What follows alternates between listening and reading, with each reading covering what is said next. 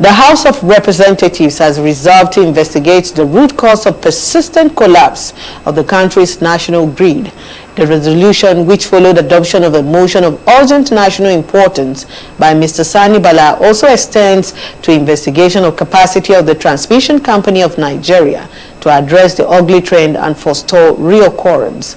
National Assembly correspondent Rosemary Okokotega reports on these and other proceedings of the House at resumed plenary on Tuesday. Her report.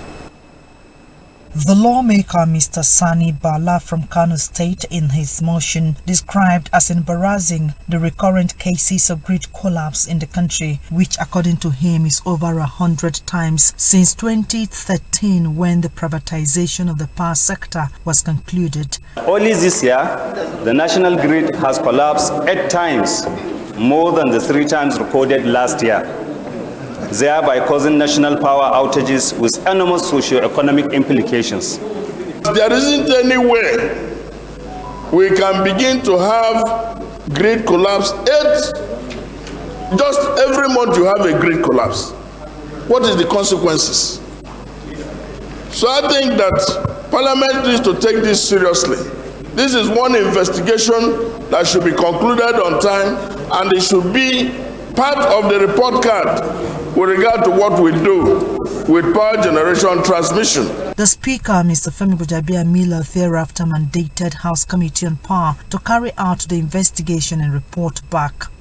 Some other motions, including need to reconstruct Ojapata, Ankpa, Ibana, Okbo, field portion of Itobe, Ayingba, Otukpa Federal Highway by Mr. Abdullahi Ibrahim, Mr. Ali Halims, and need to embark on the construction of Warri Sapele Benin Road and Sapele Amukbeto Agbo Road in Delta State by Mr. Obere Kwefe Anthony Efe and Mr. Ben Rollins Igbakba were also considered and adopted. Note that since the construction of the road, major rehabilitation work was carried out by late President Umar Musa Yar'Adua administration, neglecting the Ojapata, Ankpa, and Ibana Okpo Road, which falls within the Ankpa Federal constituency, thus leaving the road in a state of disrepair, causing accidents and untold hardship to road users.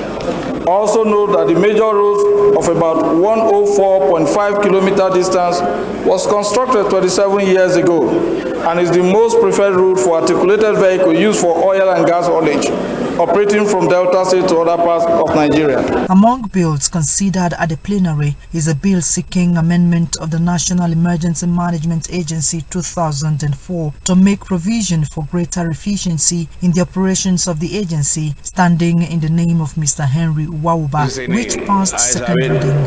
Earlier in the day, before commencement of the plenary, National President, Chartered Institute of Social Work Practitioners of Nigeria, Professor Oluwayemisi John, warned against employment of underage persons as house helps, stating it is still punishable by law. Professor Yemisi, while briefing members of the press, said the institute is working closely with the standard regulation of the International Labour Organization, ILO. So where you have a child who has not reached the stage of taking up a job, then there is a problem. That is where social work will now step in to ensure that that child is not given a job because he's not supposed to be doing in any kind of job.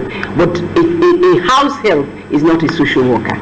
The president of the institute urged citizens to report employers of underage persons as house helps to the institute. Rosemary Okokotega, ASO Television News.